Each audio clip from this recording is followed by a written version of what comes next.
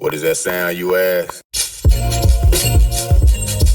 From the number one station, you come. Welcome to the Rec Show podcast, a show dedicated to beatmakers around the world. Kick back, relax with the host Golden Mind.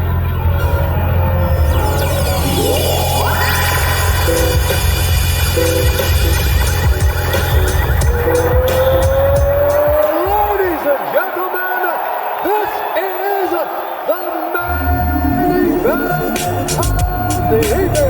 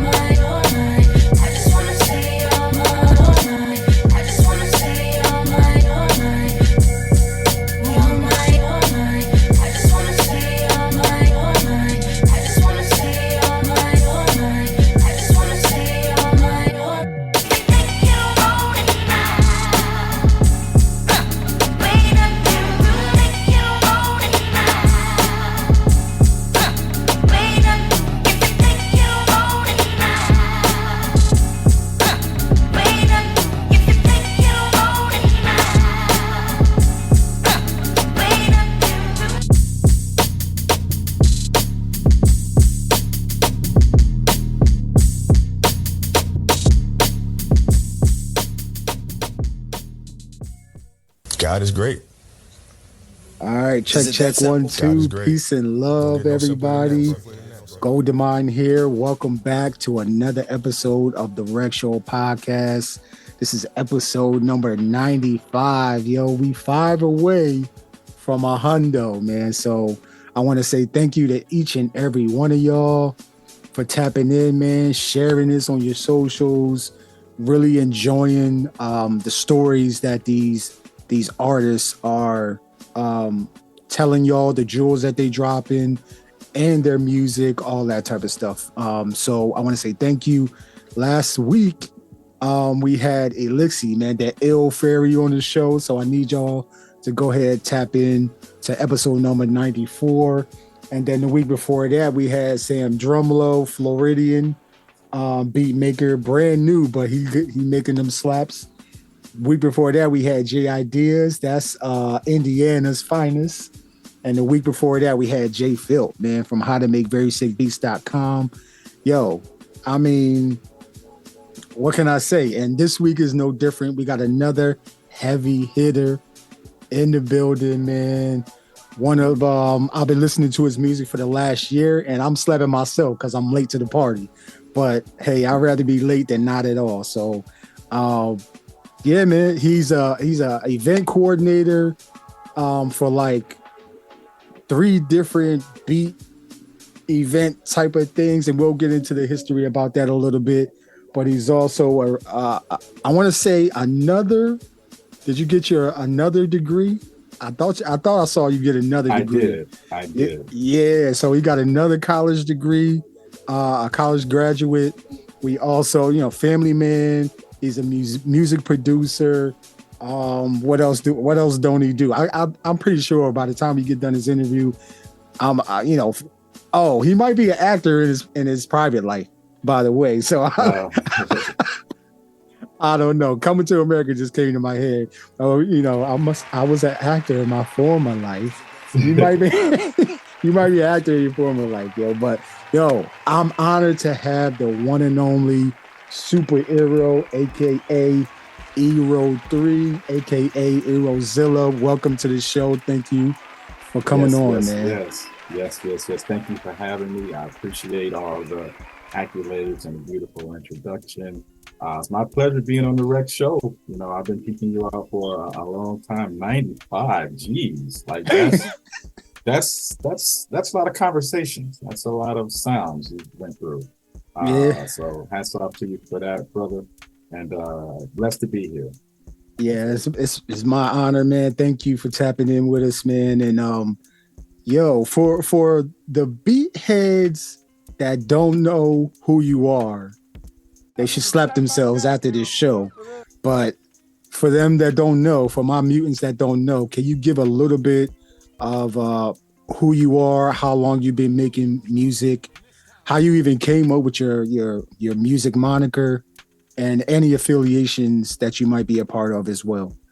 All right. Well, my name is E+Ro 3. I spell it E+RO equals 3, which is just an acronym for my real government name, Eddie Ross III, aka or now known as Erozilla, which is a funny little pseudonym I came up with my name a couple of years ago because in my mind I was like, no matter who you think is ill, E+Ro is illa.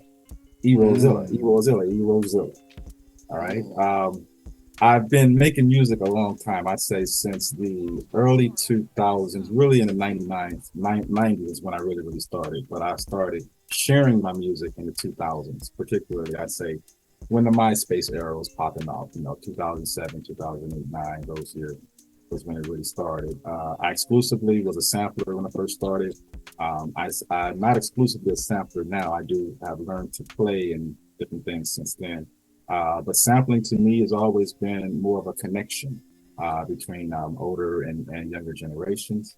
You know what I mean? I feel like it's my job and my peer group's job to sort of make those bridges because through society and through different barriers, there's a big generation gap between the baby boomers and the Xers and Xers and Ys, excuse me. So, yeah. Now, as far as me, I'm based out of Los Angeles, born and raised on the West Coast, Pasadena, California, Rose City is where I reside now for the last 15 years or so. And I've been making music out of Leimert Park for at least 15, 20 years now. Affiliates with Leimert Park Art Walk, Chaos Network, Sankofa City, Project Glow, also The Good Life, and also various ventures that spun off through those venues, such as the Beat Cypher Collective, which was from 2007 to 2010, those years. Beat Battery, which was for like 2018 to 2021, 22. And now I've got an opportunity to curate my own show, which I know you want to talk about, and I want to talk about as well. I entitled it Soul Clap Los Angeles, Soul Clap LA. We did the first one back in March, and the next one will be in June 21st, first day of the summer solstice, to be more specific. And the themes, it's a theme show, so I always have specific artists that I'm theming the shows after. The first one was Bobby Womack. His birthday happened to be during that month that I did it. And so the artists that I invite to the show, it's more of a challenge than actually just playing regular sets.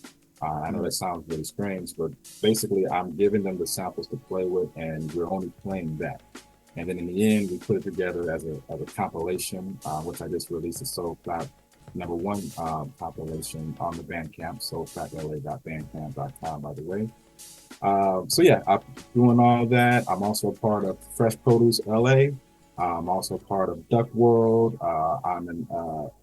I am an affiliate, or I would say a family member of A Love Supreme as well.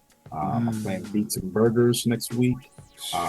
So basically anything in Los Angeles dealing with beats, I've been a part of, or I am a part of, in a sense. And we're actually curating a major show next year where all of the different collectives in Los Angeles, we kind of have like a Google Doc that we're kind of communicating on. So we're trying to put together our own Coachella, if you will, in the Los Angeles area next year. But you'll hear more information about that in the future, guests, I'm sure. Oh man, yo, I have to go to that. I have to go to that. Yo, oh my gosh. Wow. Wow. Yo. Love Supreme, Duck World, Soul Clap. Yeah, I'm definitely gonna ask you questions about Soul Clap, man, just because the project that you have on Bandcamp, it's like maybe 40 tracks, 42 tracks, I think. Yeah, it's 39 tracks, like 37 with a couple of different skits in it. All of the featured artists did like 2 or 3 songs a piece. And they all flip the same records, but the way everyone flipped them, you wouldn't know that they were all the same record that they were flipping. So it was a unique experience. Number one, it's unique in the sense that there's not going to be too many records like this that are going to be put out other than the ones that I'm doing for Soul Clap. You come to a Soul Clap show, I guarantee you it's nothing like you've ever experienced. I start at 9 o'clock sharp, all the way through 1 o'clock. It is nonstop entertainment. We have skits, we have giveaways, we have the surprise factors, and of course, everyone is getting down. It is what it says. It's Soul Clap.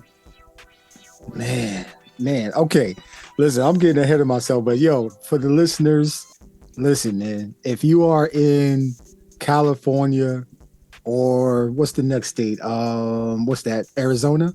Yeah. Listen, if you anywhere near those areas, man, make it to Los Angeles, man. I don't know, or California in general.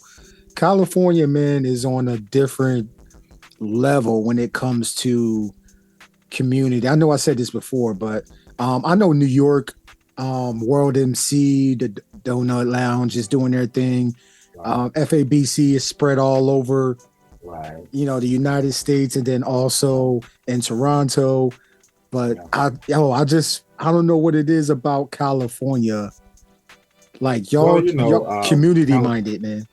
California, Los Angeles area specifically, it's sort of the mecca of the whole scene. And that's not saying it's only there. Obviously, you just named a whole lot of places where folks, have these communities. But the beat community is different from the other music genres or the other communities, in the sense that it's more of a humbleness that we all have towards each other. You know what I mean? Like in rap and hip hop, it started off more with aggressiveness, and sure there was a survival factor when you're dealing with other folks. It's almost like, we were told, like, if you meet another rapper, like, you guys can't coexist in the same space type of stuff. Where in the beat community, it's more like we want to be with each other. We look at more. I look at you more as collaboration versus competition. You do competition, exactly. Yeah. And it's spread out through the world. There's no real real ill feelings or hatred towards anybody that I know that's affiliated in the beat scene per se. And if there is, it's just it's also an age thing as well. I'm up there in age in terms of the music scene. I'm a young man in life, but in terms of the music scene, and I've seen it where it's sort of come all the way around. I know that's a popular cliche when they say things come around, but it really has. And like I was saying on the Beat Table interview a few weeks ago, shout out to the Beat Table, LAY, my folks, that we're experiencing now is we're all the children and nieces and nephews of, DIBIA E and, SAMIYAM, Flying Lotus, those guys in terms of our sound. And we now have all the technology that wasn't available, years ago, literally just a couple of years ago, actually, to pretty much create whatever it is, any kind of way that we want. And so that's the reason why the scene is sort of exploding, because you don't have to be a traditionally trained musician anymore to make beats. You don't have to even have a hip hop background per se to be good at making beats or to be a good, producer. Then of course, the beat scene, I split up to, you have your guys who make beats and make records and have projects. Then you have the live performers. Sometimes they're the same person, but most of the time they're not. You know what I mean? So I feel fortunate in the sense that I experienced both the original scene, again, back in the MySpace era when it was basically starting off. Not saying people started making beats then, but that's when people started sharing them, as far as being online and everything like that. Versus now, the scene again has rebirthed or regenerated, and I kind of can go by both. And that's why a lot of the people in the younger scene sort of gravitate around me and follow what I do, is because they know I'm still have my hand from back in the day from which that they came. Like I was making beats on the SP404 back in 2008, 2009. There was very few people doing it. A lot of people in the scene now, 2008, 2009, they were third, fourth, fifth grade, that type of thing, So I'm blessed in the sense that I'm able to see what we were doing back then manifest to what it is now. Yeah, you're a veteran, man. So, yo, I know you did the interview with LAY and the motherfucking beat table. That's how you say it. Yeah. It's the motherfucking beat table. Shout out to LAY, man, and the beat table, man. Everybody's gonna have to run through him somehow, somewhere in the beat scene in LA. Like that's how he's sort of establishing himself. Total respect the way he's doing it, but he's humble. He's put in work. He's going to all the shows. He's leading. He's doing all those small things that typical promoters and stuff would hate doing and all that stuff. But he's also has an advantage, him being a beat maker and being from the old school beat scene as well. So you know what I'm saying. So shout out to the motherfucking beat tape. Yeah, man. Yeah, he. I'm listening to the, doing research for the show, and I'm like, man, this guy is taking all of my questions. So he took every single one of my questions. So I had to come up with a different set of questions for the most part. Because he did such a good job, man. Y'all, just the stories that y'all were telling in that interview. And for everybody that don't know, man, I'm gonna link that show in the description of this show, so y'all can check that out as well, man. Like, so you can get to know Erozilla a lot better, man. And I know you said you started out making beats on the Sony, the PlayStation. Yeah. I did. Yeah. So I always ask how you began your journey, but you already said that. So like what the instruments. I know you said. Well, in a nutshell, when it comes to as far as me learning to play, or even getting the confidence to think I can even play or make beats, both my parents are from New Orleans, Louisiana, and they were into bebop, jazz, and all the sounds that came out of there. That was strictly more like even a New Orleans sound type of thing. So that was always in me from get-go. When I was 7, 8, 9 years old, I learned to play the accordion. It was one of the few things that my dad gave me musically. Of course, I didn't understand it back then because it wasn't a cool thing for a black kid in the hood to play the accordion. You know what I'm saying? When everybody's out doing, good stuff. But anyway, I learned. I'm being mild. And I learned that I learned how to read sheet music, treble clef and bass clef from it. And later, when I got older, in middle school, I actually played the trumpet and trombone and brass for about a 4 or 5 year period. And so, and if you follow my sound, you know that I have a lot of trumpets and horns in my production. But when I started making beats was when I got to college later on, about 17, 18 years old, and my friend had a 4-track, TASCAM 4-track, kind of busted, whatever, but he left it at my house, at my apartment. That's where he used to keep it at. And so one day I started fiddle-faddling with it and was just getting samples off of records that we had, and so I started making beats. I was like in the mid-90s. But as far as getting the Sony PlayStation, which is of course what you were initially asking me, that was back in like 99, 2000, where it was the Sony PlayStation MTV Music Generator disc. That's actually still out, and they actually have like a 3rd or 4th version just came out or something like that. But what we used to do is it had, sample sounds in it, but it would allow you to sample from other CDs, like up to like 7 or 8 seconds or something like that. So I use it as a sampler and mix it with the sounds they had and would make beats on it. It didn't sound like beats that would come from a video game per se. It sounds like really good music. And it's a lot of producers that I came up with as far as what I call our studying years, if you will. that were doing the same thing. And if I, told you their names, you'd be like, get out of here, there's no way. So yeah, so I say that to say that doesn't matter what you use per se if the music is in you. A good old friend of mine, rest in peace, Ross G. Oh, Ross. He used to say, Ross, yeah. Oh, Ross. He used to say, one of his sayings to me was, it ain't the gear, it's the ear. Right? So I say that because I'm not big on gear.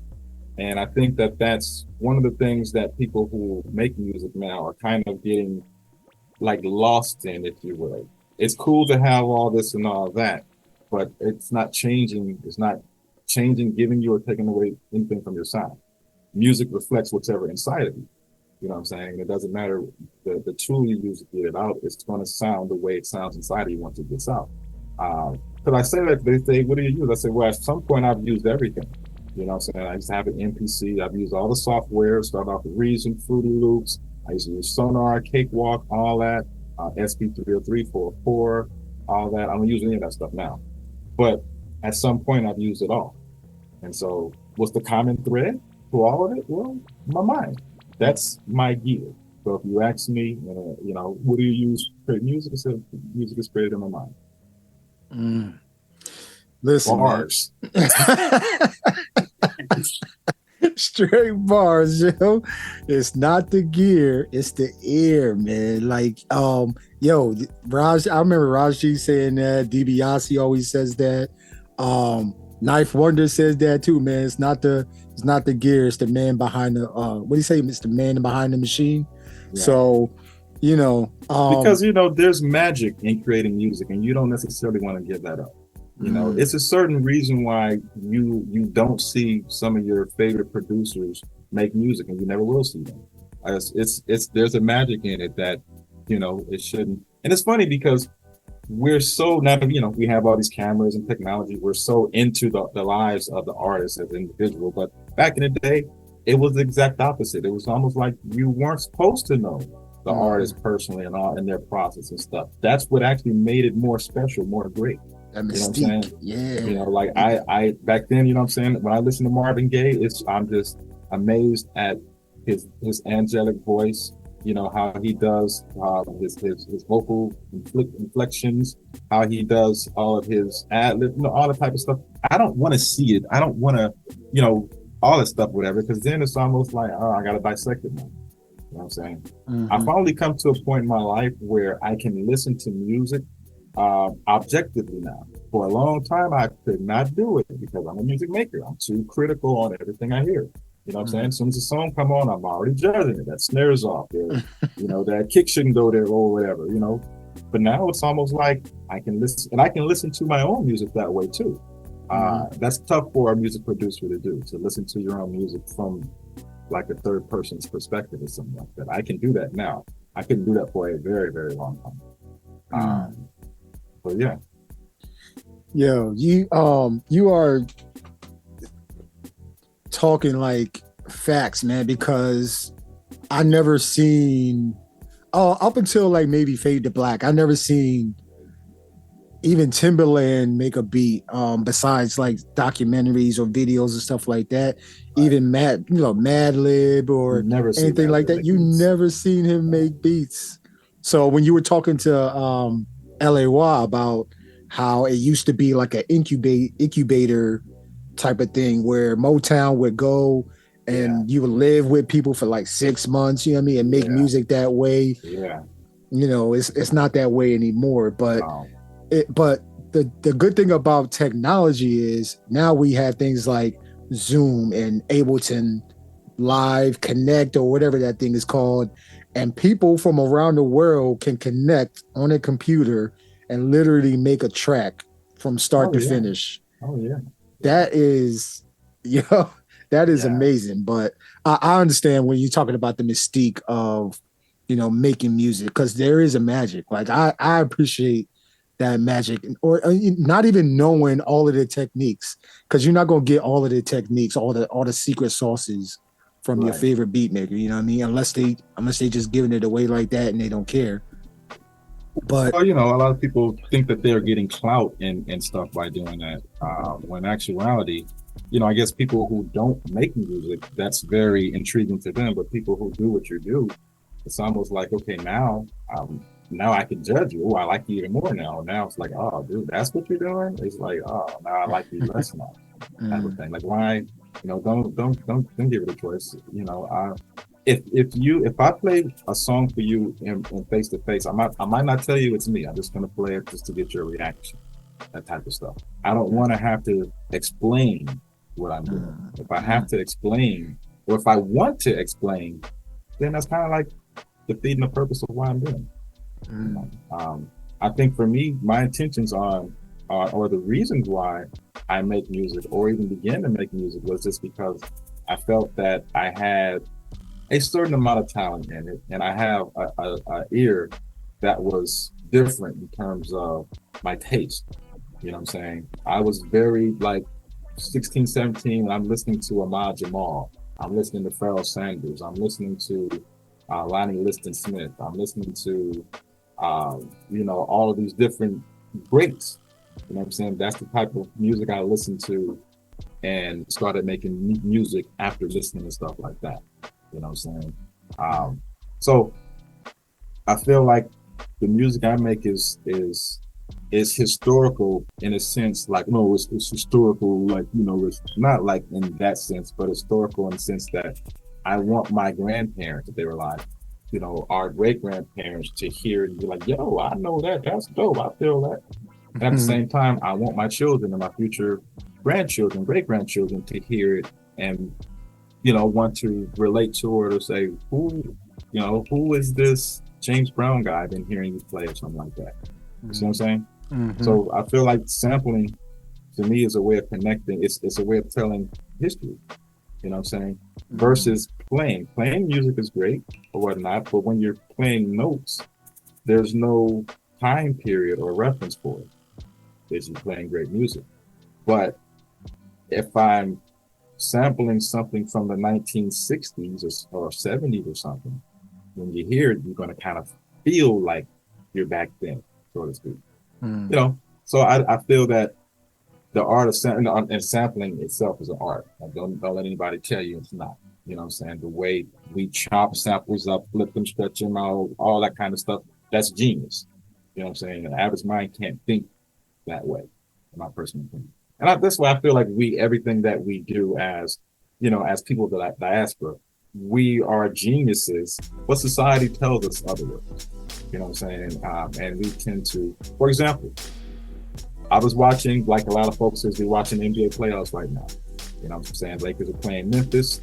I had a tough loss yesterday. But think about the mindset of a LeBron James when he has the ball, right? All these split-second decisions he's doing when he has the ball, the defender reacts a certain way, you automatically react another certain way. All of those pinpoint thinking, that's genius mind to do stuff like that. We don't look at it that way though, but that's what it is. And I feel like what we do is creating music, even if it's not the most desirable music or whatnot, the process of it is genius. You know what I'm saying? And so we have value. Yo, he dropping bars right now. Erozilla is here, everybody. Y'all don't deserve this. Y'all don't deserve this. Yeah, don't deserve this. Listen, yo, you dropping crazy game right now, yo. Like, I just thought about this too. Like, you remember when they came out with that thing, like shut up and dribble type of thing, telling all the athletes, hey, you don't get to be political, just play basketball, all that type of stuff. Like, and I was like, yo, like the amount of athleticism and then computing power in the brain for them to do what they do at that level is crazy, yo. It's crazy. We take it for granted just because we think, they owe us, but no, we don't. Like, they don't owe us anything. Like, that's just appreciate it, man. Like, people hate on LeBron James. I don't know why, but he's one of the greats, man. Right. He's got to be people who hate or disrespect LeBron James is like, you're obviously not a student of the game. You're obviously not a competitor, a sports competitor. If you're a competitor in sports, you definitely should appreciate what he's doing. In the end, he's going to be the only player to do all the stuff he's doing. Over 40,000 points. He's going to have over 10, 11,000 rebounds, 10, 11,000 assists, over 3 or 4,000. Like nobody else is going to ever do that stuff. Nope. And I think what it is that this is worth a conversation. We're not going to have it now, but this is worth a conversation on why we feel the way we feel about LeBron James. LeBron James did exactly the opposite of what the society set him up to do. You know what I mean? Nobody came into a professional league as a kid with more pressure than this young man did, right? And what did he do? Not only did he exceed the expectations on the court, but nobody expected him to do all the stuff off the court he did. Nobody expected that stuff. Like from what I was told, he's given away since he's been in the NBA like over $500 million or something like that to various stuff, whether building schools, stuff like that. So, and he's a billionaire player while he's still playing. He has a good chance of playing with both his sons in the league if he stays healthy for another 4 or 5 years, right? What else does he need to do for you to consider him to be the greatest? The only reason why you don't consider him to be the greatest is because of your love for other players, right? If there was no Jordan, if there was no Kobe, you'd say by far he's the best, absolutely. But it's because we love the other players, whatever. It's like, I don't know. Different eras as well. LeBron is one of the few players who's dominated multiple eras. The early 2000s, the 2010s, the early 2020s, right? Like, that's asking a lot for it.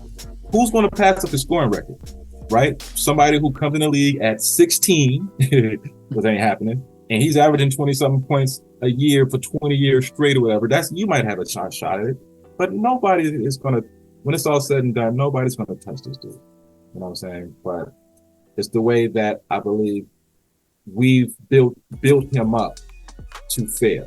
And since he didn't fail, we're like,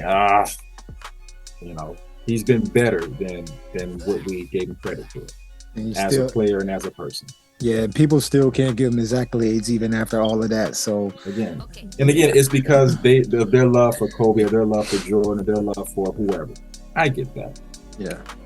Yo, shout out Sean Sinatra, man. Sean Sinatra is a Laker fan, man. He's a LeBron James head.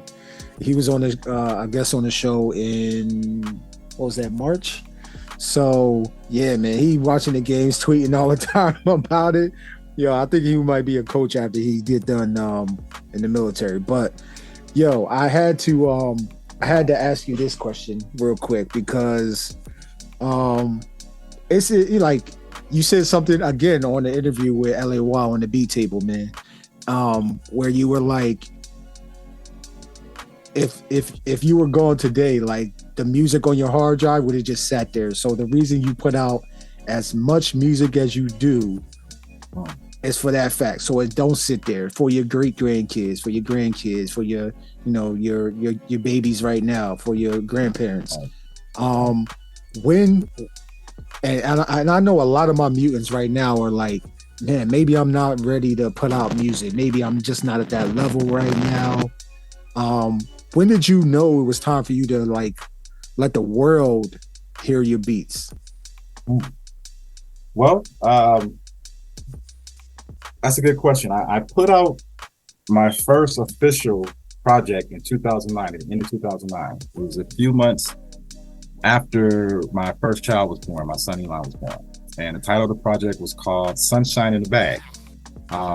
And of course, I was more happy of, becoming a father and stuff. So, a lot of the songs I put were like child or baby type of samples, if you will.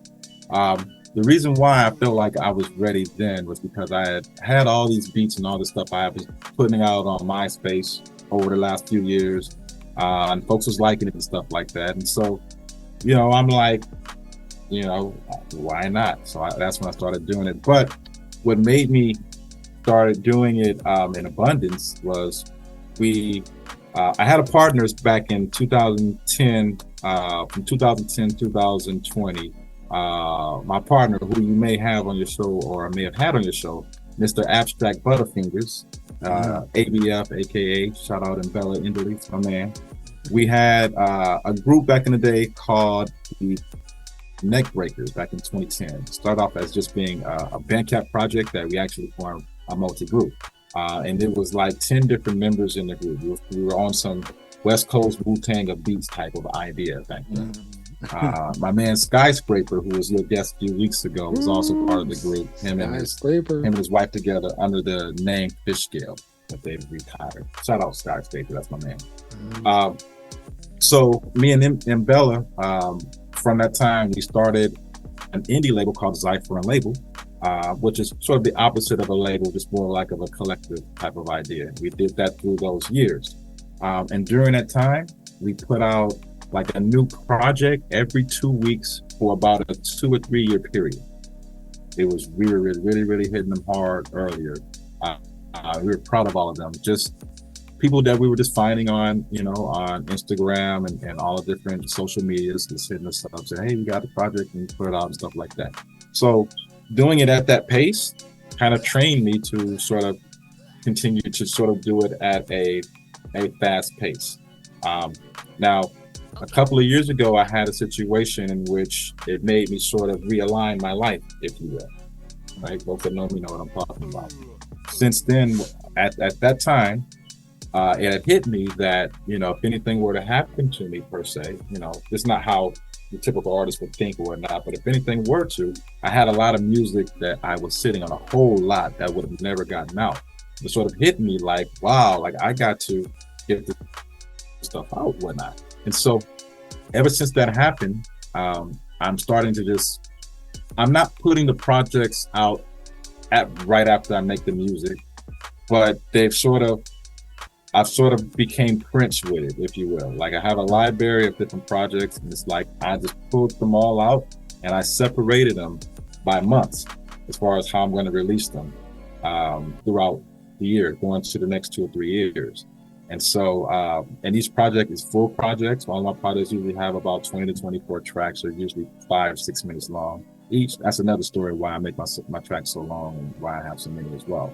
Oh yeah, I got a question about that. Yeah. I was going to ask you that, but go ahead. But like I was telling the LAY, the music just reflects what's inside of me. I got a lot of music inside of me, and I just don't feel comfortable sitting on music anymore that I know should be out. Now, in terms of when it's released, now that's a different story, because then I really don't have any real expectations other than my immediate, folks who follow me, other than them getting it. Other than that, if it reaches new heights and stuff, great, really is. But again, as far as my goals, as far as who it reaches, that's for the universe to decide. It's out of my hands, per se, and I'm okay with that. So I don't really check like numbers and stuff like that after I release it. I really don't, to be honest. I would like to, of course, sustain enough income from my projects to ensure that I can continue doing them, obviously. But it's not like I have a goal financially or anything like that with my releases. It just feels right for me to release it. And when I release the projects, it kind of seems like it's appropriate for the state of the world when they sort of come out, in my own mind, I guess. Because once again, you're a historian. So, so right now, like Elixir, the Ill Fairy, man, she said something last week that stuck with me. She said, when she creates, it's kind of like creating a world, a different world where the listener can go to, put it on, and just go to that world and just be in there in that world when they listening to the music. Do you create your music that same way for listeners? I do. I would recommend the listener to, you got 2 or 3 hours, of course, to listen to the records from beginning to end. They're all themed, and each song kind of lends or leads into each song. So of course I would like for you to get lost in it. But also I want it to be like a underscore or like, a soundtrack to whatever it is you're doing. You know what I mean? My music is pretty calm, tranquil, mellow. So if you like clean the house type of stuff, I tend to think that my music is more mature sounding than than a lot of other artists in the scene per se. So it may not have that that energy or that energetic fire. I mean, I do have some tracks like that, of course, and I have different genres of music that I've made for that reason. But for the most part, I'm really on some chill, sit back, light one up, close your eyes, meditate, get into your own head type of music.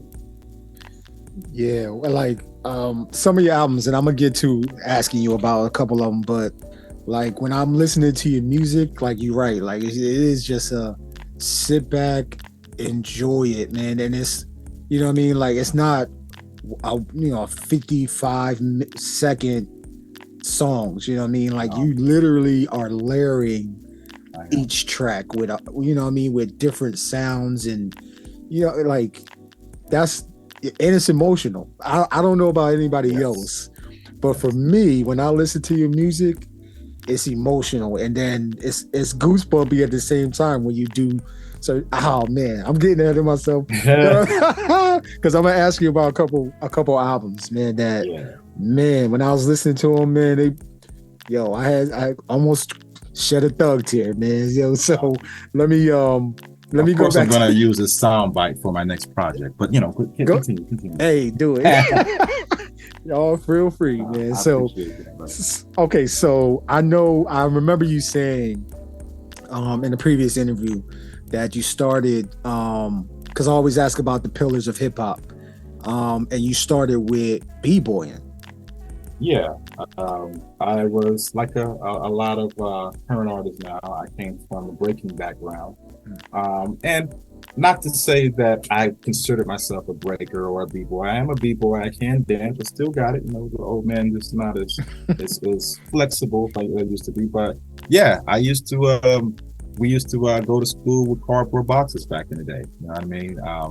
I was telling a story on the beat table that we had in my street. I grew up in Linwood, California, right outside of Los Angeles, south of Compton, north of South Bay, just to give you a geographic reference in LA. The street had, regular concrete street sidewalk, but there was one particular square that was really, really smooth. I don't know why, but it was really smooth. So that's where we actually learned that's where we would have our break circle right there. So we would do our, all of our roundhouses, all our windmills, backspins right there, practicing. So we go to school, bring the cardboard box, and we just bust it out, during lunch or during whatever it was. So yeah, I did that growing up. I wouldn't say that, I was professional at it or something like that, just a kid that just loved dancing. So that was probably my introduction to the culture as a whole. I did rap as a young kid. It was more or less just freestyle and have fun. Like back in the day, the radio station KDAY, which is 93.5 now, but back in the day, it was 1580 AM. It was the only rap station, or the only station back in the day that would play rap.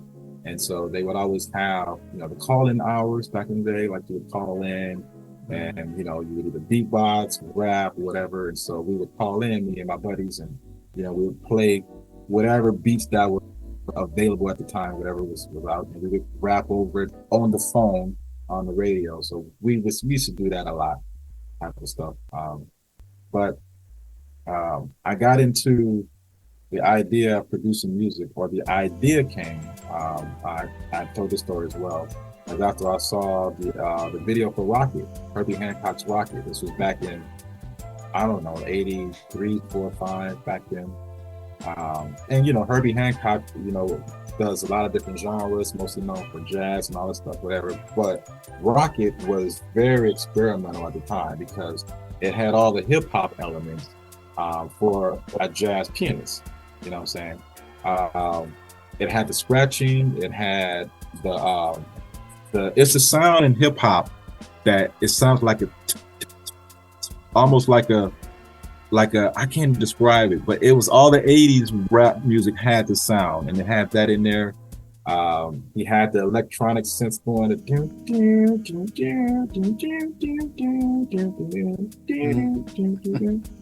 Then he had the part with, and then the whole time I learned later that all the visuals, because it was crazy acid drop visuals, you know what I'm saying? Like people walking around like, you know, from the waist up with nothing and heads talking and all types of stuff.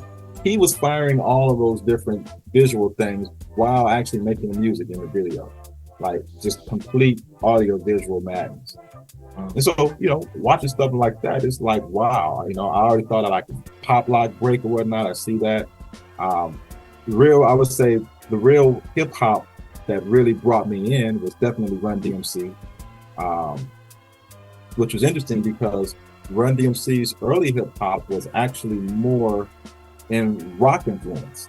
You know what I'm saying? People, you know, who follow that, you know, they had heavy, you know, like guitars and rock guitars and stuff on their production back in the early days. So I came up through the pillar of breakdancing initially before I got into rapping, which led to music production. Man, I'm trying to remember their producer that produced for Run DMC. Great beard, man. He produces for like Rick Rubin. Yeah, there you go. Yeah, Rick Rubin. You know what I mean? Yeah, he told the story plenty of times throughout the years about him, you know, Beastie Boys and all that type of stuff. But it was, Run DMC. I mean, a lot of people may know about it, but they really unsung heroes, like, oh, absolutely, for real, because of their impact. Because without Run DMC, you ain't get no LLQJ. You know what I mean? Without LL, you have to. Young folks have to see. There's a lot of musical movies explaining the early part of hip hop, but you have to see Crush Groove, which is interesting because I just introduced Crush Groove to my son, my daughter, maybe about 2 or 3 weeks ago. That was one of the movies I knew every single word in the movie, like word for word, every single movie throughout the whole thing.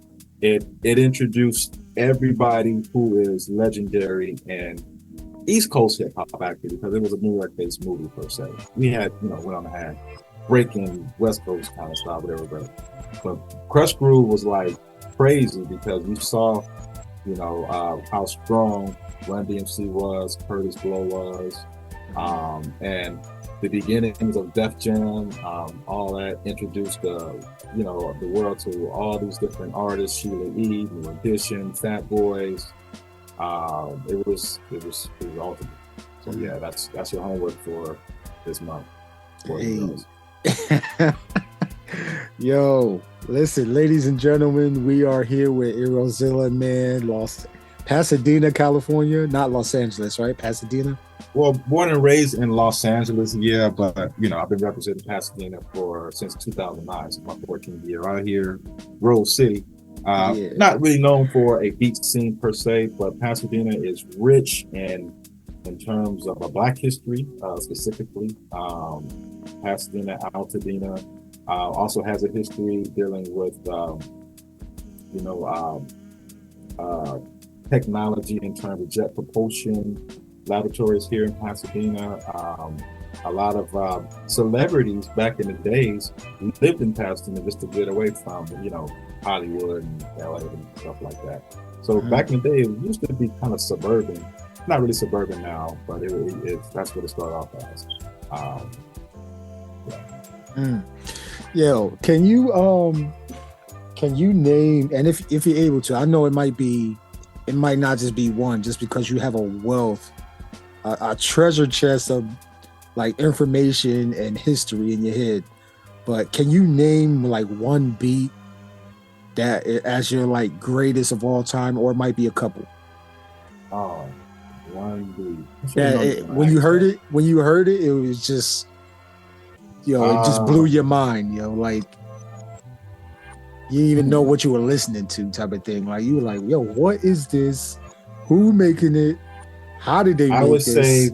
I would say my favorite group of all time, and actually there's a lot of different production references to these producers, unconsciously actually, Organized Noise Productions. But my favorite beat of all time is probably Elevator's Outkast.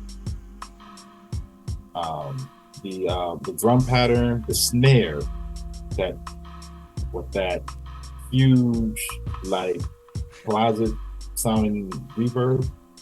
You know what I mean? Bass line, when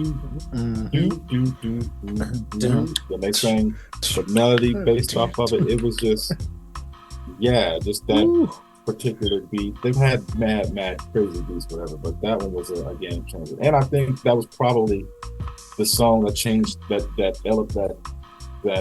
catapulted them as well. I think that was the first or second single off the second album. Or whatnot. They were already large at the first album, but they were mega stars after ATL. So yeah, that's my answer. I'd say Elevators beat. Man, 8th grade, I like got the cassette for Elevators. Me and my brothers and my cousins were like, what the freak? We from Jersey, so they from ATL. We like, yo, what is this? Yeah. We had to we kept listening to it over and over and over again, man. It was like, it just blew our minds, man. Like how they did that. And I can't remember who created that beat. I gotta look that up. But yo, man, like that's I know that their producers for the first album was Organized Noise. Second album, they broke away and started producing for themselves. So that particular track could have been produced by Andre and Big Boy themselves if it wasn't produced for. I know it was all made in a dungeon. You know what I'm saying? So it all came from the same camp, if you will. But yeah, that's that one song was just kind of crazy. A lot of their, you know, I used to like I like soulful production. You know what I mean? I would also say you can't front on Goody Mop's first song. What's the name of it? Cell Therapy. That doom. Very, very simple drum. You hear the like this, like a river sound or something like that. Then the bass line comes in, doom. It's like, it's crazy. So Organized Noise Productions, now that I'm thinking about it, is probably one of my biggest influences in terms of music production. It was just, I don't know. They were out of time. Like they're producing in the 90s and 2000s, but they sound like they're from the 70s. And they were really aliens, you know, like just from their sound selection and stuff like that, man. And man, they were on like a different. I don't know what they were on, man, but very underrated. And the GOAT talk, very underrated. Very rarely, you know, everyone goes to your typical Pete Rock, DJ Premier, RZA, Large Professor. All those great fire producers, but those guys together, Organized Noise is just, and they, as you saw, they made multiple genres of music. They won awards for producing for TLC, Waterfalls. I'm like, how is a hip hop production? that type of stuff. And then shout out to Organized Noise Productions, ATL. I know a lot of cats out here in the West Coast are not that familiar with their sound, but if you think about it, their sound kind of defined almost all of Southern rap at a certain point. If it wasn't, No Limit sound or Cash Money sound. But yeah, and they were on some, I've always been on some, outer space, intergalactic, thing, and they had like the whole sort of storyline to go with it.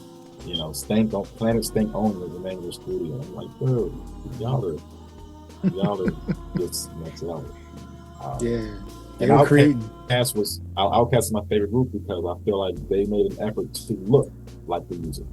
You know what I'm saying? Sounded crazy, whatever. Look at Andre, like he was an artist. You know what I'm saying? Like he was, of most rappers in the history of rap, I believe Andre 3000 was the most in his character as a rapper. And I think that he was too good for his own good.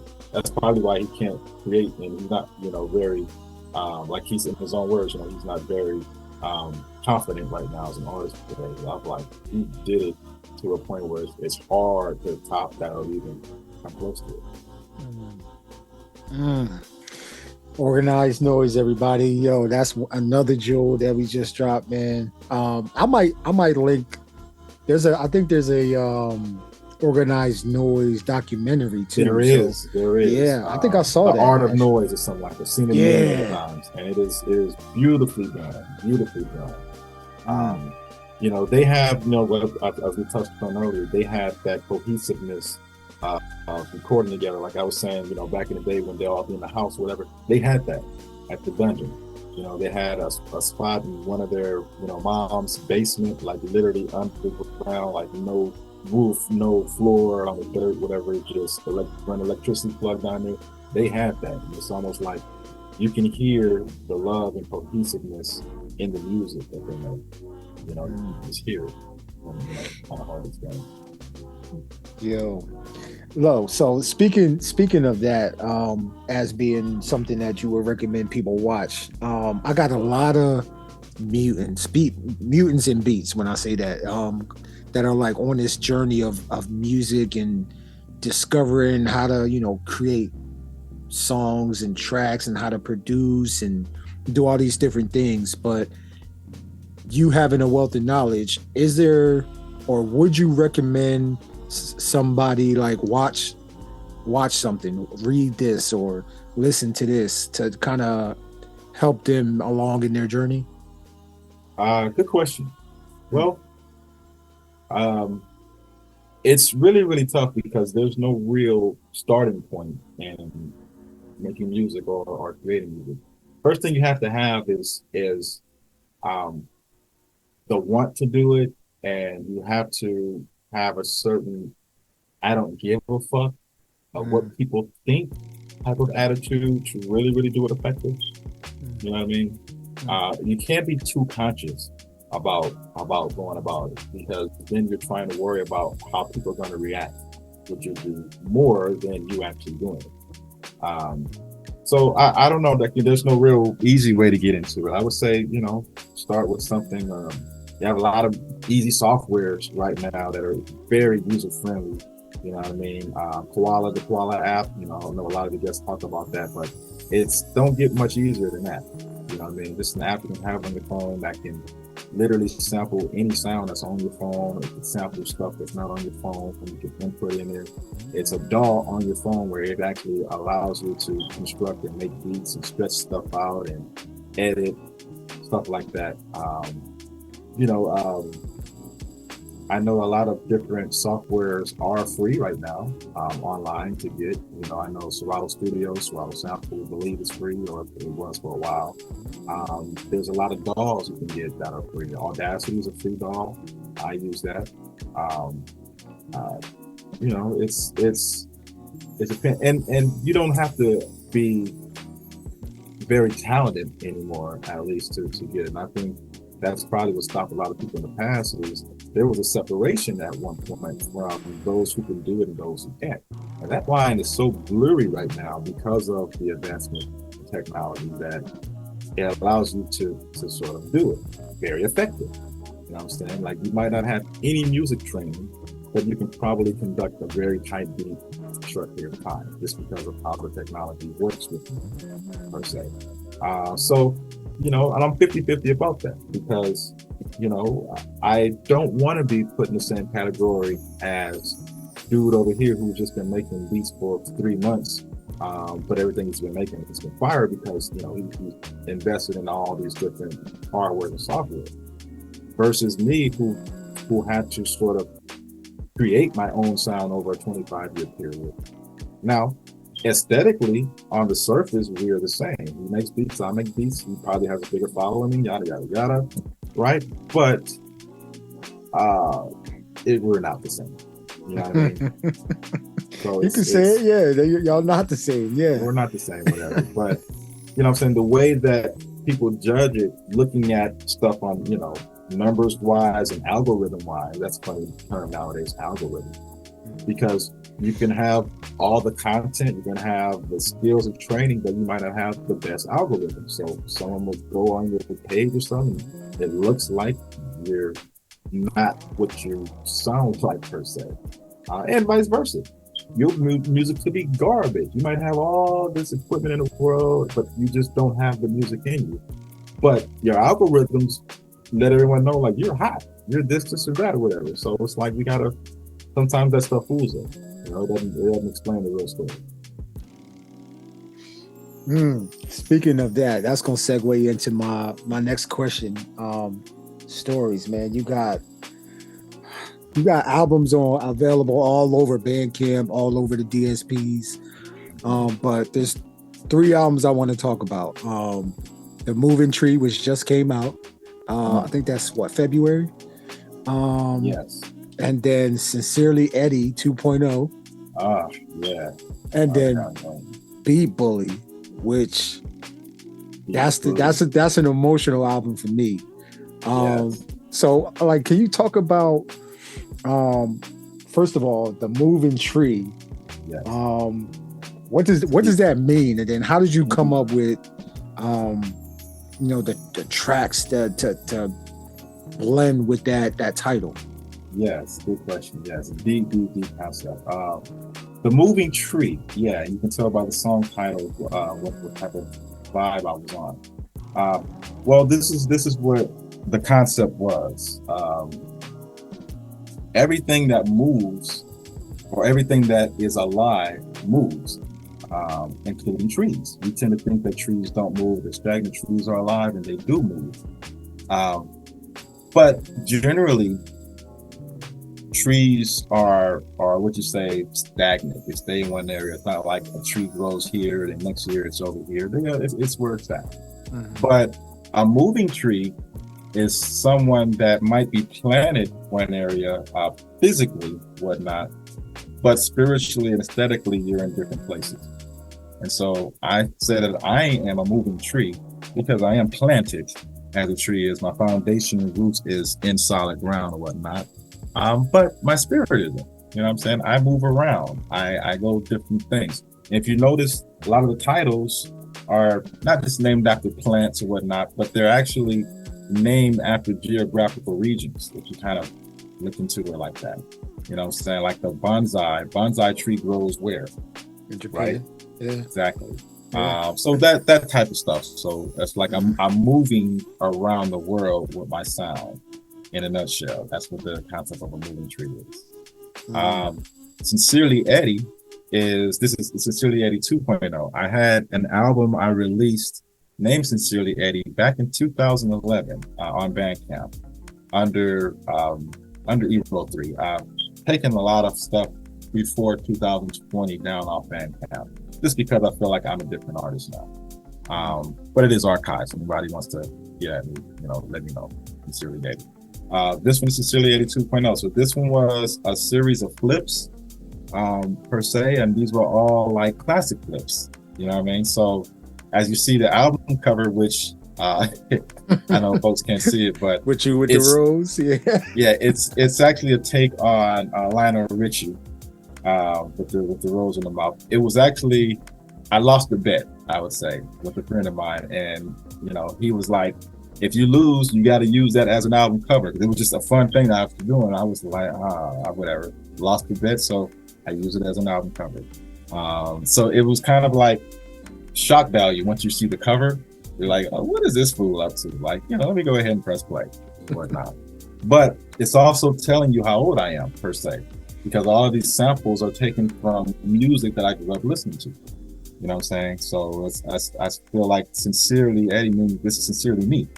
You know what I mean? Like, it's not the now stuff that we're accustomed to. This is what I came up accustomed to, per se. So it's just flips of classic stuff that I feel like, again, sampling, bridging the older generation with the young. I feel like this is music that our parents would enjoy listening to, per se. And kids would hear it, they'd be like, well, who is I'll Be Sure? Who is, all these different artists that I'm flipping.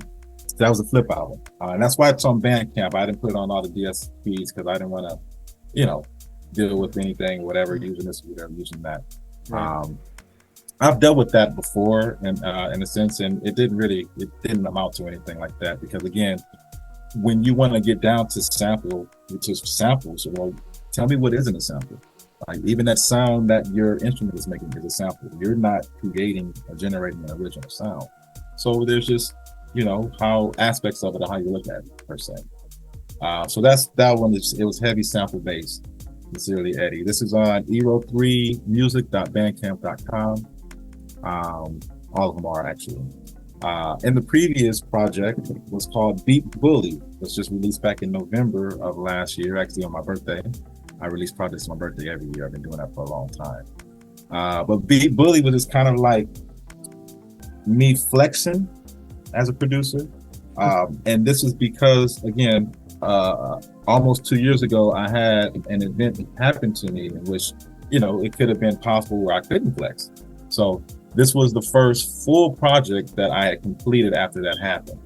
And I was just on some, let me show you like how I can flip samples, mix them with my own, sounds that I create as well. But I'm also going to sample records that you might be familiar with the records, but you wouldn't think I would sample this part of it, that type of shit. You know what I'm saying? It's like, you've heard this record before, but like, I didn't think anybody would sample this part of it. Like, that's the part everyone overlooks to get to the sample, that type of thing.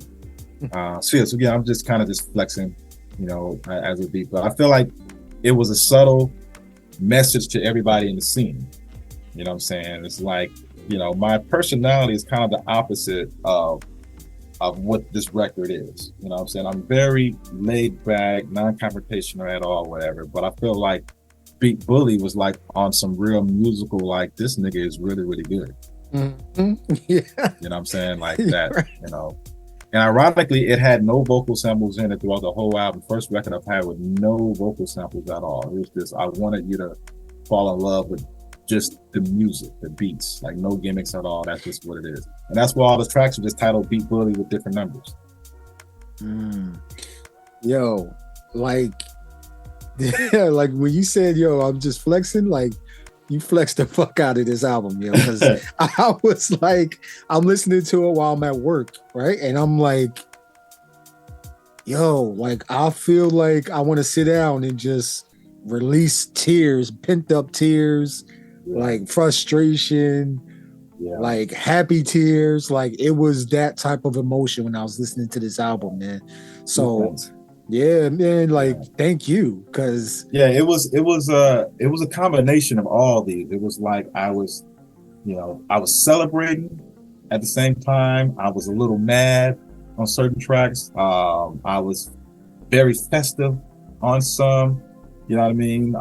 Some of them, a couple of tracks, I just sampled stuff just to sample. Like, it had no business being on a record per se, but I made it sound like it's supposed to be there per se. So yeah, it was just a fun album to do, just to show the world. Like, it wasn't themed as far as, any aesthetic theme like I normally do. It was just like, this is just me. The cover is a picture of my face, like this side picture of my face. It's more or less like shut up and press play. I don't want to talk. I don't want to talk. Just press play. Yeah, let the music talk for you. Yeah, man. Because I sent out, like, every now and then I'll send a tweet out to be like, hey, who are some beat tapes or some instrumental albums I can listen to right now? And you sent me one, and it was that album. And I was like, all right, let me listen to it. Okay. That was it, man. It was probably right when I dropped it, or right after. Because usually I'll send it around, or I'll post stuff from my records like first week or so after that. Then after that, I'm already on to the next project. Mm-hmm. Yeah, man. Yeah, amazing job on this album. So for everybody listening, man, Beat Bully. Actually, check out all his albums, man. Support on Bandcamp, man. After you support on Bandcamp, go to the DSP, stream the music as well. Get the cassettes, right? Because that's what I'm in the process of doing that right now, is getting the cassettes. And what's the organization that you because the organization is with you're talking about Bonding Tapes. Bonding Tapes out of San Diego. Shout out my man Will Rosario. What up, Will? I'll talk to you in a minute. But yeah, Bonding Tapes. This is a guy that has so much love for music, man. He's done a lot of projects on the strength, out of his own pocket, a whole lot of them. He's put out so much stuff. He had some health issues he went through a couple of years ago, so we're glad that he's back feeling great. He has a blog called, I believe, Joyful Noise or something of that nature. That's beautiful. He buys and supports cassette tapes like every week, and he's reviewing them all the time. So yeah, the whole cassette tape culture is something else within music culture, because people ask like why do people not into the beat scene? Why do you put out cassette tapes? Or why would you do that? Like nobody has cassette players now. Well, that may be true. However, people like to collect stuff from artists just because it's their stuff.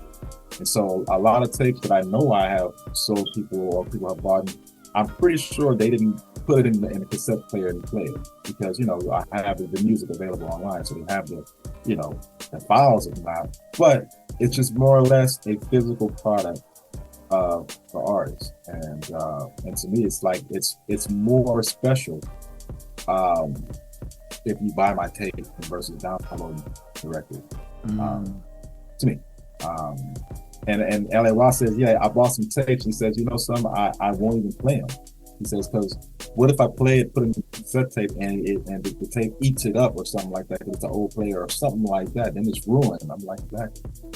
Yeah. So that's what the cassette tape in my mind is for. It's not necessarily for you to go cop a cassette player or dust out your old one in the garage, start playing it. That'd be nice to you, but it's just you got a little E+Ro in your life. Got you, man. Yo, I'm a link bonding tapes, man. I'm gonna link that in the description of the show too, man, so people can go there. There's like some of the artists that I've seen that have cassettes on that label. Crazy, man. I need y'all to go check this out. But man, getting back to it. You're like okay, let me get this right and correct me if I'm wrong. So college graduate for the second time? Yeah, I have a Bachelor of Science in Business Administration back in 1999 that I put to use in a different way, not in a typical way of college graduate for a long time. But I went back to school when the pandemic broke out, like a lot of different people did, and just used the resources that were given to me to survive in the pandemic to sort of finance my college. This is a certificate of achievement, so it's the equivalent of an associate degree per se. So, and looking at it literally, I kind of went backwards from a bachelor's to an associate's. But this is in a field that I love and I've always wanted to be in. My certificate is in it's the department is called TBR, television radio, but its emphasis is in radio production. And I interned with a local radio station last school semester. It was actually a nationally syndicated station. And I was a board operator for a lot of the on-air shows. And it was a fabulous experience that, a few years ago, before the pandemic, just never even thought it would be possible. And going back to school after almost 30 years of being out of school, the learning curve was a lot different. When I was of school age back in the day, I was not a great student. I didn't have focus. I was into other things outside of what I should have been in. So now, grown now, as an adult, it was mind-blowing, fascinating. I actually have all the tools to be a good student now than I've ever had. And so it was interesting. Now, I did feel a little cheated because initially everything was online, like everything, on Earth was during the beginning of the pandemic. And so being in radio production and being in television production, a lot of it is in studio hands-on. So a few classes that I was supposed to take, I wasn't able to take them, or I had to take them in a different way because of that. But overall, though, it was great. I just finished. I'm actually still have another week to go, finally, whatnot. But yeah, it was more like um, just being a good example to my children. You know, particularly my son. My son's in middle school now, and you know that's when, particularly boys, you know, we start finding school not that interesting or whatnot, or other things start taking our focus and stuff like that. So I wanted to show them that even the old man, you know, after all this time, can go back and finish something that I started. You know what I mean? So I think it was very inspiring for my children to see it. We had the graduation, or the black graduation rather, last week, and you know, it was special. You know, my mother came, my wife, my children. So I had generations of everyone, you know, that I love there to see this. You know what I mean? So that was my reasons for going back to school, and it's been, you know, one of the best decisions that I've ever had. And being in class with 19, 20, 21-year-olds, you know what I mean, at my age, and we're talking about the now world, is to hear their perspectives on it. It was mind blowing. You know what I mean? So I feel like, and that's why my position in the beat scene here in LA is very unique, because I have a young person's perspective on the scene and music in general and the state of the world, while being the age I am, and you know, and the experienced person in music that I am. Yeah, probably comes through in my sound. Yo, man. Well, congratulations on receiving that on that award. But you're also a family man, event coordinator, a live performer. Like, you know what I mean? Like, you do a whole bunch of different things. You perform for some amazing beat outlets like Beat Cinema, Burgers and Beats, Organic Beat Sessions. But also you put you got your but also you got Soul Clap LA. So, and you're active as heck. But for everybody that may not know you and Soul Clap LA, can you just give a description of, and actually you did that earlier, what Soul Clap LA was, but I'll give you a little more clarity on what it's about. Because again, it's meant to be more of an umbrella for the scene. That's when I was formulating it. But I want to invite all the different collectors to be a part of it at some point. And I feel like I'm a part of all of the different beat collectors in LA, California, for that matter. And you know, in an indirect way. So it's really for the scene. Soul Clap is based on a theme which we're flipping exclusively soul samples, and the themes are all soul. So the artists are soul artists, strictly of my choosing. The songs are of my choosing, but I'm asking everyone to flip. So I'm challenging, you know, beat makers and DJs. I've had people that I've invited told me they don't want to do it because they would rather play their own beat. They're almost scared to showcase brand new beats made just for a show. Now that's an interesting point, because I have had some artists tell me that they didn't want to do it, or they want to, you know, sit back and see how it works out or whatnot, per se. And I was like, okay, I understand, because I feel like I've been doing it so long, I can play material, I can come up with material on the spot. You know, if you invite me to play, I'm going to do what you invite me for. But not everybody is that confident. And it's like everyone makes beats, and they only want to play the beats that they've been playing, you know, for every show that they've done for like the whole year. That's their set and their show. So in a sense, I am disrupting that if I'm inviting you to come play a Soul Clap. So I get that.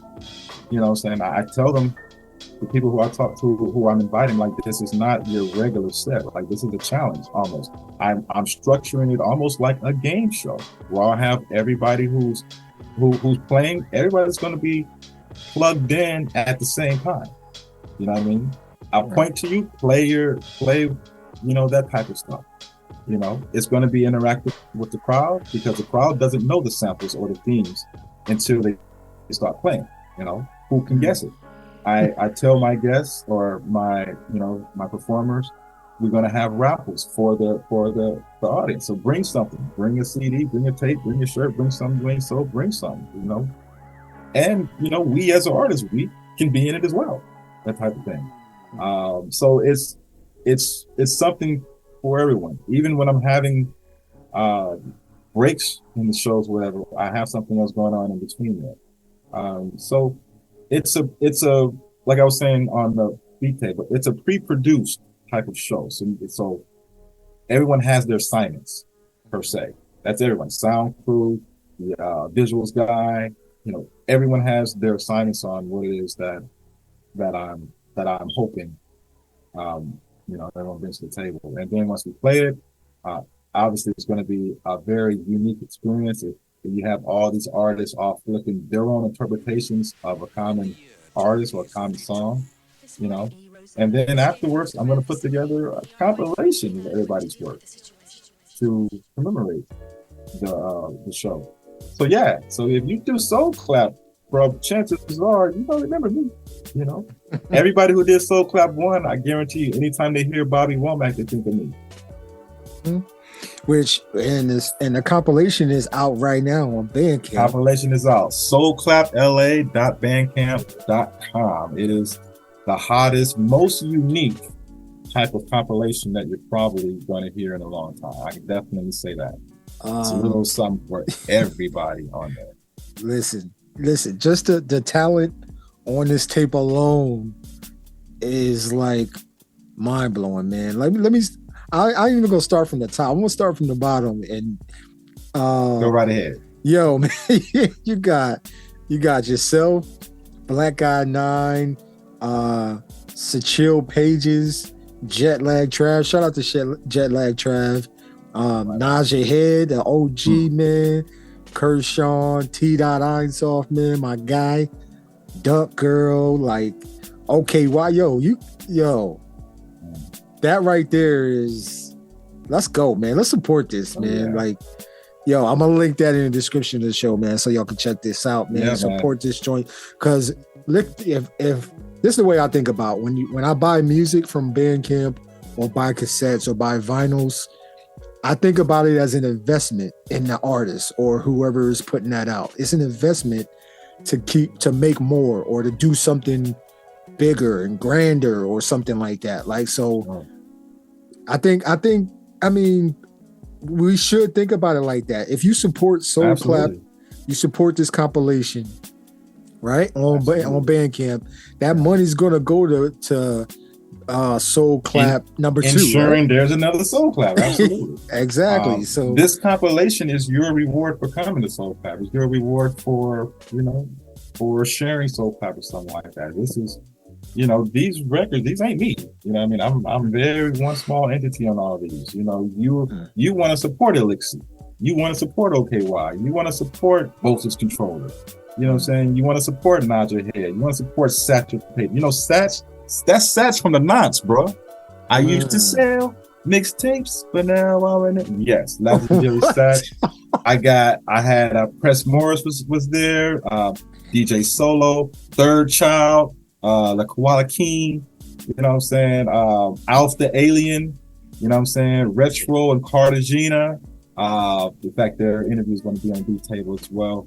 Along with the other artists, I had a open ox right in the middle of the show. You know how a lot of beat shows have the open ox before everything starts, whatever. I had it right in between the ciphers. So when you played your open ox, everybody was fucking there.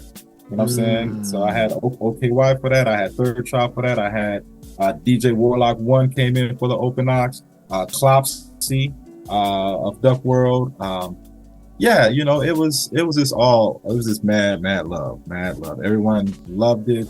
We have, I always have these threads that I do, just a communication thread right before the show, whatever. And the threads be hilarious because everyone is showing their true answers on the thread. You know what I mean? It's like, what they post, whatever, it's cool. But on the threads, everyone is like themselves. You know what I'm saying? So, yeah, man, I love the scene. I love everybody that's part of it. It's just growing, bigger and bigger day by day. And, I'm just here to connect and to share what I do and what others do as well. Yo, E+Ro, man, we appreciate you. I know I'm not nowhere near, Los Angeles, but from what I see and then what I'm listening to right now, man, I know there's probably a lot of people copying this sentiment right now. We appreciate you, man. Thank you. Seriously, because you're not just doing it for self for self, man. You actually doing it for others. You know what I mean? And that's the best thing we can do anyway. That's what we're here for, is for others. You know what I mean? We're not here for self primarily, you know what I mean? So thank you, man. Oh, absolutely. Thank you for having me. Thank you everybody for tuning in. Thank you guys for the past support. Anything you want to do, like I said, I just graduated from school, Venmo, PayPal. I saw that. I saw that tweet. Soul Clap LA. I'm just saying, just putting that idea out there and whatnot. But no, but all in all, I appreciate it. Continue doing what you're doing, Goldmine. The Rec podcast, the Rec show is definitely a part of the beat scene in a major way. You're covering everybody from what I see, and you will cover everyone from what I see. The interviews, they let people, sort of just let their hair down. I was just listening to the one you did with the Luxie just the other day, and it was amazing, like just how open and how free she felt to do that. And a lot of these artists I was just naming earlier, I know them sort of, through online and whatnot, but I know them all individually in my own little way and whatnot. And by the time, everyone hears this, which will be Sunday, I will have done, there will be a Ladies Love Loop show, another one at the Beat Cinema. That's actually tonight. That's tonight, yeah. That's actually tonight. So Ladies Loves Loops. Shout out to Kershawn, Elixir. Shout out to Duck Girl. Shout out to Ladies Love Loops, all the female producers, Beatmakers, and all that. Tomorrow there's also a couple of shows. One of them I'm a part of is called Not Evil, which is going to be going down at the Love Song Bar. So again, when you guys hear this, that means I have done it a couple days ago. Whatnot. I'm also doing a show with Elixir, with the homie Frankie Jackson Nomad as well. So that's going on. In the next couple of weeks, we're going to have I'm doing a show with AC Alone and ATLients entitled AC Alone Presents at the Stowaway in LA. It's going to be on May 13th. Make sure you look out for that as well. That's right, legendary AC Alone, a Freestyle Fellowship, is having a series of shows, and I'm one of his featured producers. Shout out my man Eddie Hayes. You know what I mean? I'm doing a series, like a few different series of remixes right now. I'm on the remix tip, by the way. So I'll share a couple of them every now and then, but the algorithms be algorithming when it comes to remix. You know what I'm saying? So a lot of times I'll put it up and I'll post like, yo, enjoy this for the 3 minutes is up before they take it down type of shit. I'll figure out a way that I can get that out there. If you're not fortunate enough to see me perform them live as well. And I take pride in my live performances. If you guys have ever seen me or will see me, whatever you see, I become the music part of it, physically and everything. Not just up there just playing music by my head, looking down at my machine like a lot of folks do. That's because that's how they saw people doing beat sets over the years, or that's how they subconsciously started doing it. Like, no, I remember when we played beats back at the Beat Cypher, we would make sure you get into it. You in the crowd, I'm looking you in the eyes. I'm dancing when the beat breaks down, that type of stuff. And I think that one thing that's worked for me is that people see me enjoying myself when I'm playing my own music. And that kind of makes you like me a little bit because you see that I am enjoying myself playing music. So that's, maybe that's some tips for you, for you live performers and you future performers, is enjoy what it is you do. You know what I mean? Because, there's aspects of what you do that only you can do, and people want to see that. They don't want to see you be like somebody else, or they don't want to see you. And that's a tough lesson to learn, as an artist. my curve was, I remember when I started playing beats and I would see other people doing sets. I'm like, ooh, I would like to do it like him or whatever. And I would do what he's doing, whatever, and no response. And one day I'm just like, I didn't know what I was doing. I'm just playing my music the way that I normally play it, like I'm creating it. And I look up and everybody's standing clapping. And I'm like, oh, snap. Like, y'all want to see me just be me, flaws and all. You know what I mean? So yeah. And what we think, and here's the last thing when it comes to our individual taste. What we think is hot is not necessarily hot in the ears of the rest of the world. You know what I'm saying? So a lot of times what I found is my throwaway shit and shit that I really, really don't care about too much is usually what people gravitate towards the most for some reason. And the stuff that I put the most work in and very articulate this and it's very detailed oriented, folks are here be like, it's the yin and yang of doing what I do. I'm still trying to understand that. Be serious about it, and no jokes. What was that? Yo, I'm still trying to understand that concept. It's like, why do they gravitate towards the stuff that you didn't really put that much effort into, but the stuff that you put your blood, sweat, and tears in, they like, it's meh. I can't explain that. I mean, I think that, in general, the human ear is very simple. And, at times we can overly complicate the music that we're creating sometimes. Probably don't know it sometimes, but sometimes that could happen. And sometimes simplicity works. You know what I'm saying? Yeah. Man, so, okay, listen, I'm a lot of stuff happening right now for you. I know you got like 5-10 performances lined up between now and the end of May, maybe even June. And secondly, I want to say thank you for those kind words, man. I'm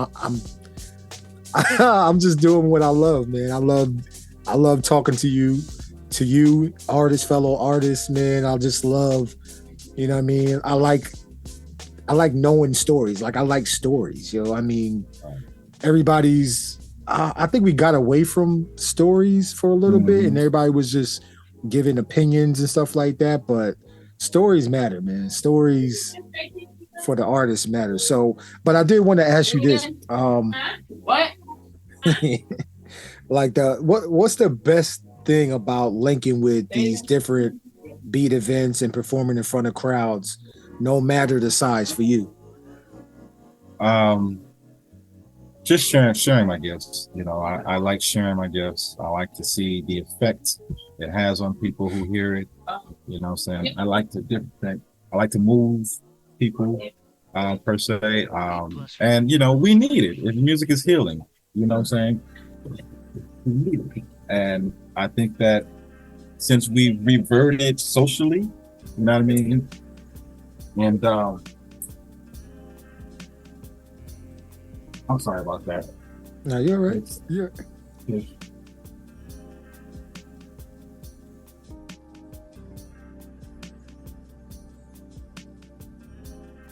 So yeah, it's important that we have it because it's healing, and we've been stuck in the house. We forgot how to be social with each other per se. And music has a way of just, lowering the guards. You know what I'm saying? Like, we might not understand each other because of barriers, music, race, religion, whatever the case may be. But we both identify with a dope ass 808. We both identify with, a crunch clap type of thing. We both identify with the wah-wahs and all the different, filters we put in our music. So it's a common ground. You know what I mean? Despite of where you're from, what you look like, what you do, sound is sound. And, that's my thing. Like, I craft sound. I bend sound. That's been my title for the longest. I bend sound. I don't break it, I bend it. Yo, and the last three and a half questions before we let you go, man. So giving some thought, and with your history, man, can you name like your top 5 childhood, adulthood, beat maker, music producers, and no genre is off limits either.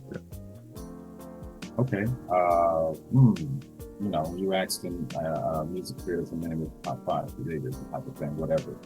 Let's see how much time you got. Yeah, it could be more than 5 because I know you got so many people you want to name. Well, I named a whole bunch earlier in various forms. Mm-hmm. You know, the traditional boom bap producers. I would say Large Professor, definitely Q-Tip, of course, you know, late great Jay Dilla. In terms of, and when everyone says Jay Dilla, but I'll tell you specifically what Jay Dilla did. Jay Dilla was the heart of the Soulquarians.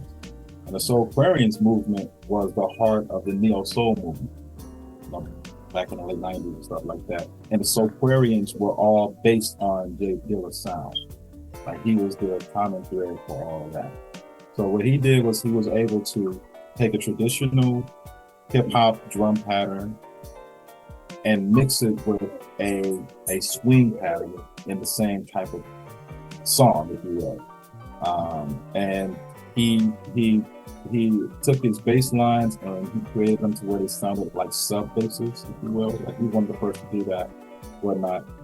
But his digs, I mean, his records were ridiculous. And I think that's what really separates him from everybody. It was the records that he was digging was incredible. They said that he had a formula, you know, especially when he got older, that he can make a beat from scratch like within 10 minutes, full beats, like with choruses, with, you know, with hooks and fully edited from scratch in 10 minutes. And they say it's the best beat you ever heard in your life. And I'm like, damn, you know, what, you know, your average producer, what you got in 10 minutes? No, you ain't even got your sample yet. You don't even know what record you using. You know what I mean? You know, that type of stuff. So crazy. So yeah, those are my guys. I like out here in LA, I would say some of my influences over the years have been my man Teebs. Shout out to Teebs. A very I call it like a flowery type of sound, where it's just aesthetically beautiful. You know what I mean? Shafiq Hussein is one of my heroes as well. Hold on one more time. I would say also, you know, shout out to Mr. DIBIA E, you know what I'm saying, which we actually went to the same high school around a year apart. I've been known it for a long time. You know, it's diabolic, but you know, shouldn't mention that name anymore. But yeah, DB came in, he kind of like ushered in a new sound. He's definitely the father and the originator of the 404 sound. So anybody nowadays, if you're using an SP404 in any capacity, y'all give it up to DB E, because he's the reason why you guys are using it. You know, this nigga should have stock of Roland by now, but I don't know all that. But yeah, that's my man. Because you know, I remember the time when we would be outside of Project Load, he would just have his boombox. In fact, we used to go to Juju. Shout out to the Soul Children.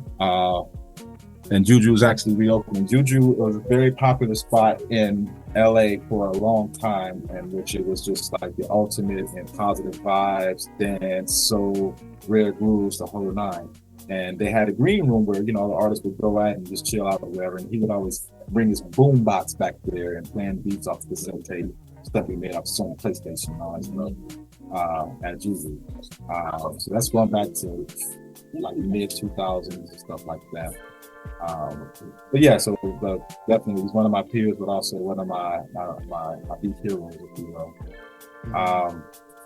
Let me see. One of the guys that I used to really like, who's not really active anymore, I don't know why, is SAMIYAM. He had a very monstrous sound for a little guy. Kind of hard to explain.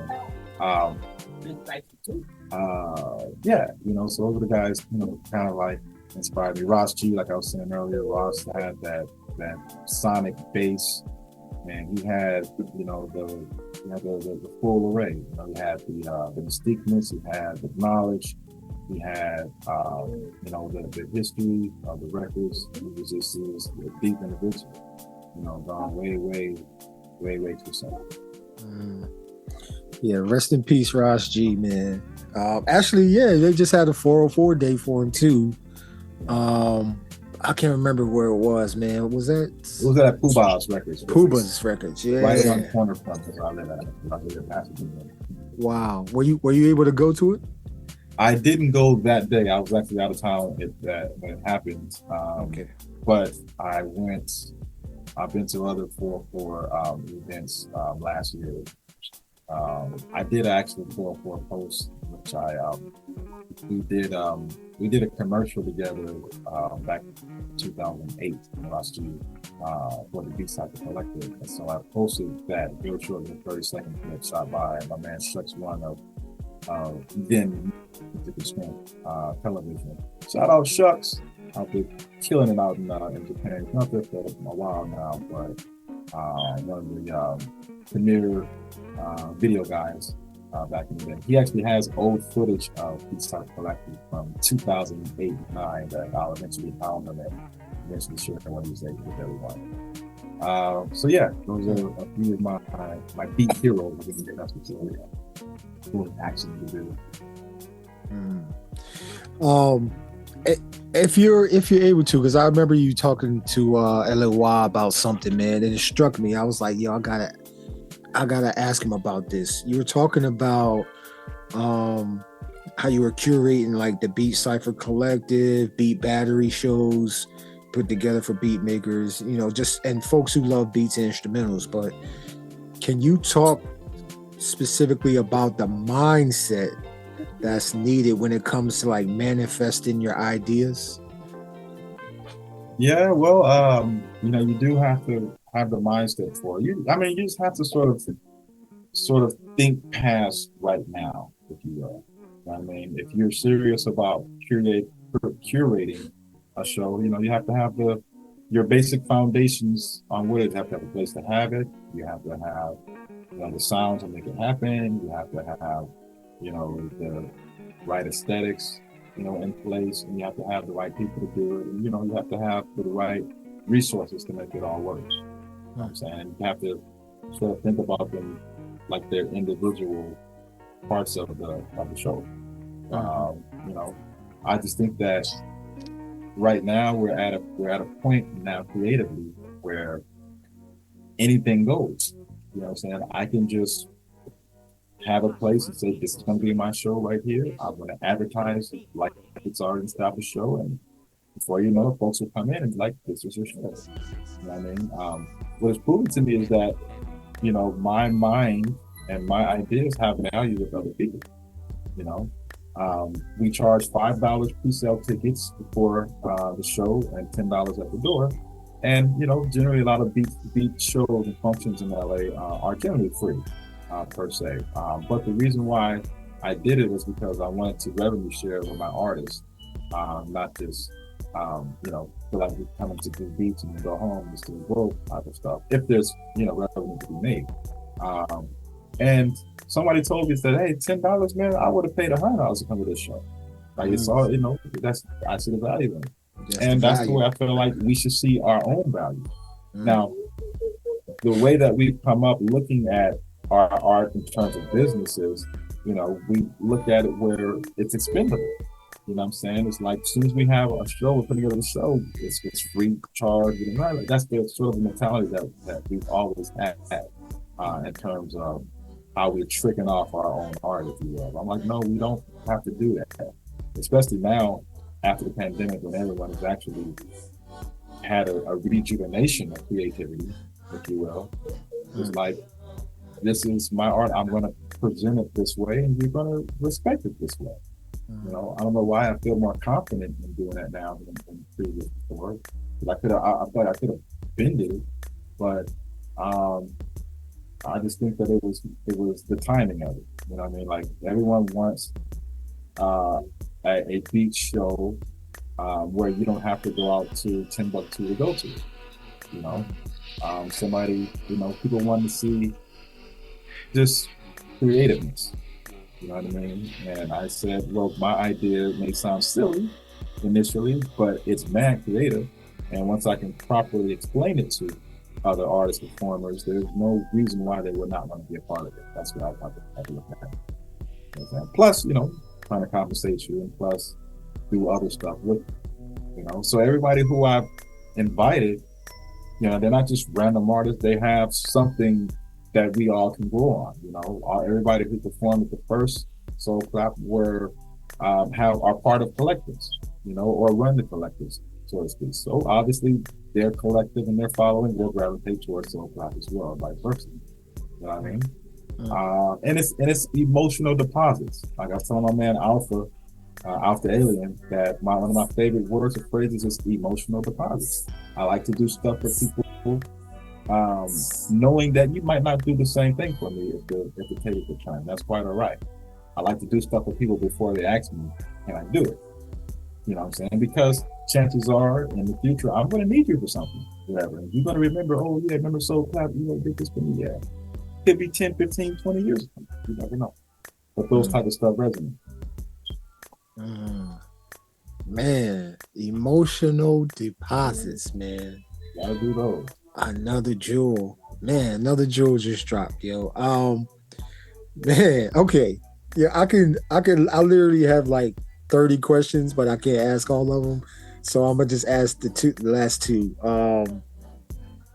Man, because this has just been a dope conversation that I think a lot of people will appreciate. If not right now, it'll be in the future. They'll understand and be like, damn, this was, Erozilla's mindset. This is what he was into. This is what he's doing. Like, and this is how he's thinking about the world and not destroying it. You actually building. You know what I mean? You got that builder mentality of, build it, they will come type of thing, So, but for like the last two questions, and who are you listening to right now as far as beats and instrumentals? Who is E+Ro3, Erozilla listening to? Oh man, a lot of cats that I named earlier, all the Soul Clap participants, I'm fans of all of them. I even have the next show laced out, and I'm fans of all those artists as well. I'm not going to name them, I don't want to give them out yet because I haven't announced the Soul Clap lineup yet. But I'd say, one cat that I love his music. But there's other things about that are kind of questionable. But one cat I love is Knowledge. I love Knowledge beats, especially when his earlier beats when he was with Flip Mode. He was doing stuff with Susan Analog, and so I like Knowledge. I like some of my favorites are just some of my own peers. Skyscraper is really, really dope. His Not Future album he just drops is really dope. T-Dot Einzoff is really, really dope. Naj Head, come on, he's a beast. Like every project my man Naj does is just killing it. And then my new up and comers as well that haven't really put projects out, but I'm waiting on them to. Duck Girl, waiting on her to put something out. Duck Girl and Popsy. I like. Also, I'm trying to bring back older producers who haven't been making beats a long time or haven't been sharing their beats. I'm sure, they're probably still making music, but I wanted to, that's another reason why I wanted to do Soul Clap, is because I'm trying to bring back old producers that I used to like listen to stuff back in the beat Cypher time and stuff like that. It's like, I'll call you up. What you been doing the last 10 years? Well, bring up that MPC. I got something for you. You know what I'm saying? Got a whole lot like that.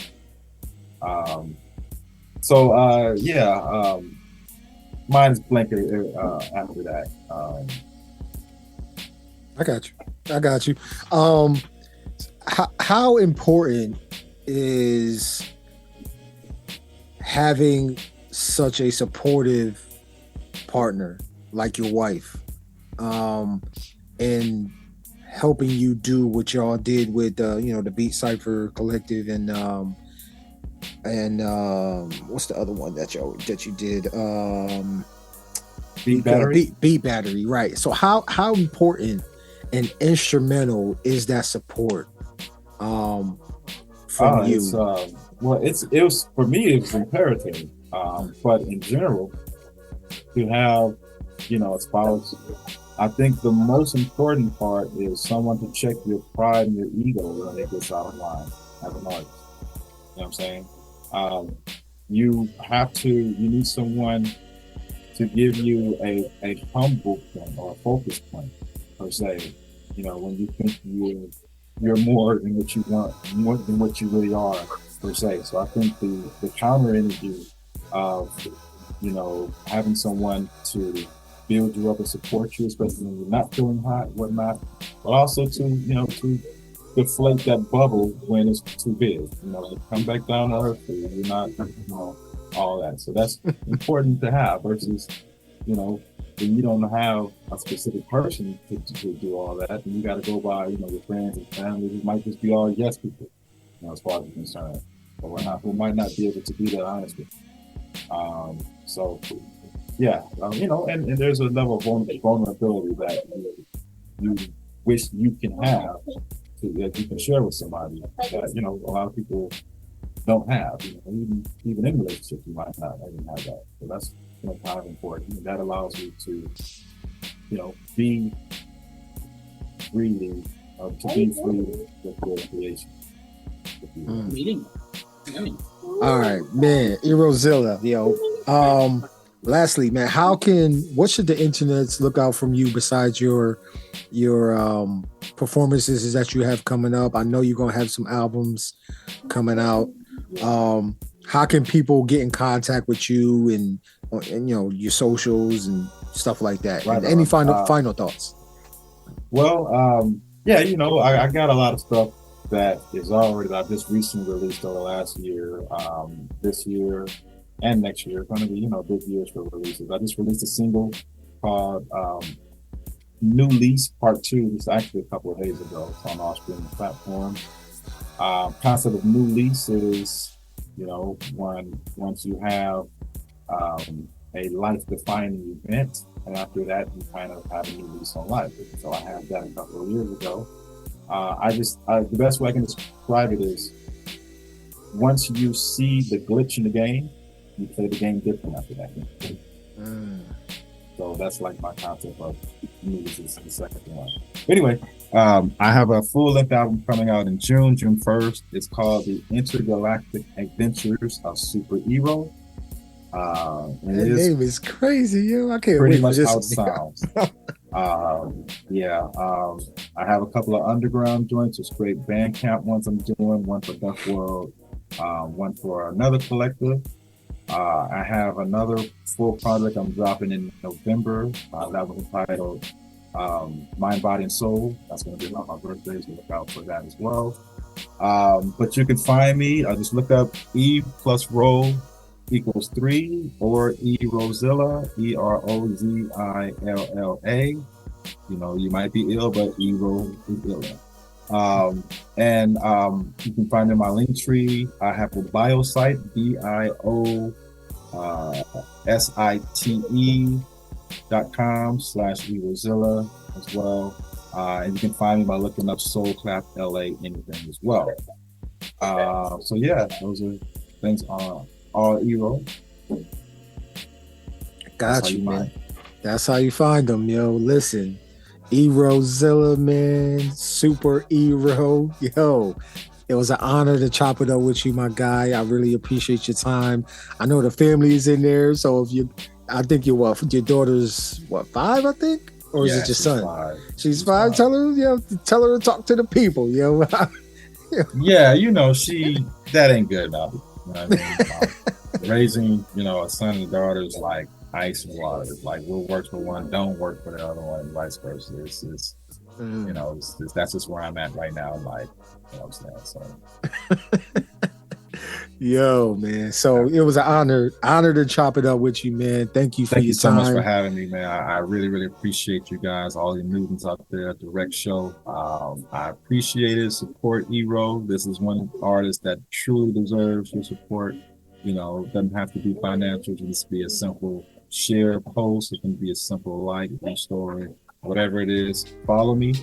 You know, I'm on all the social medias at Erozilla. On Twitter, it's Ero_Zilla. That's the only different one there. And yeah, catch me. I'm active. I'm in these streets. Son.